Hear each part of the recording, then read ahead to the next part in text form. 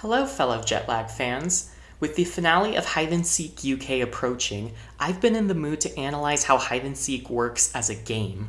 I've also wanted to make a video looking at fan games, and since most of the Hide and Seek seasons use almost the same rules and cards as the home game, I figured that looking at some fan versions of Hide and Seek would be insightful. What can we take away from fan games that will help us understand the show, and vice versa? And also, what changes did some of these games make that could be made in the show proper? A few fans have given me permission to look at their videos, so let's see what we can learn. This is Hide and Seek in Bangkok, made by the channel The Traveling Talkberries, and it's a medium game played in Bangkok.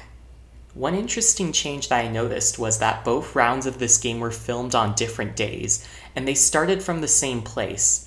I think this is interesting because it takes away an advantage that the first person who goes in a round has, because it takes away their ability to limit future players. Splitting the game into multiple days also makes it more flexible to play, because rather than having to devote a whole day, or even more, to playing, you can chop up the times to work around a schedule. This game is a medium game, similar to the minigame that the actual show did in New York, meaning that the players have 1 hour to hide. And, credit to these players, but their hiding times were on par with the professional athletes. Yes, I've been making a spreadsheet of hiding times, and it is relevant here. I'm gonna need more data to prove this, but if other medium games are like this, then this shows that the ratio between finding time and hiding time isn't linear. If I had to take a guess why, it's that things that take the same amount of time in either game necessarily take a larger percentage of games where there is less hiding time. As an example, if you have to wait 15 minutes to take a train in a medium game, that's 25% of the hiding time.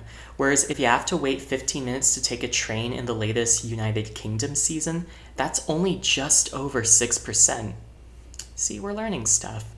I feel like there has to be some way to make this more mathematical, but I need a genius to help me out. Actually, getting back on topic, one of the players in the Bangkok game is actually a math teacher. Also, you'll notice that one of these videos features a disguise. I know that there is a lot of discourse about whether Adam's disguise back in the first tag game would have worked, and I think that this game and the Gold Coast one give more data points to whether this would have worked. Speaking of, this short game played in the Gold Coast has great maps and charismatic hosts. One team of players actually has the brilliant idea of hiding at a crowded music festival and wearing a disguise to blend in.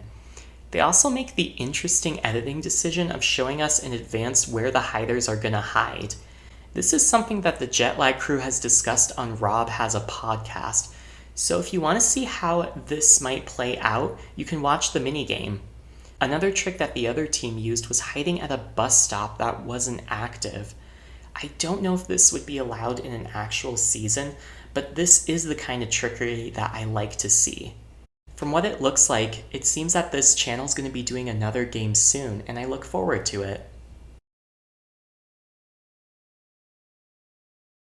So our last game of Hide and Seek isn't a traditional home game. It's by Hamfrags, who is famous for doing those videos where he analyzes season trailers.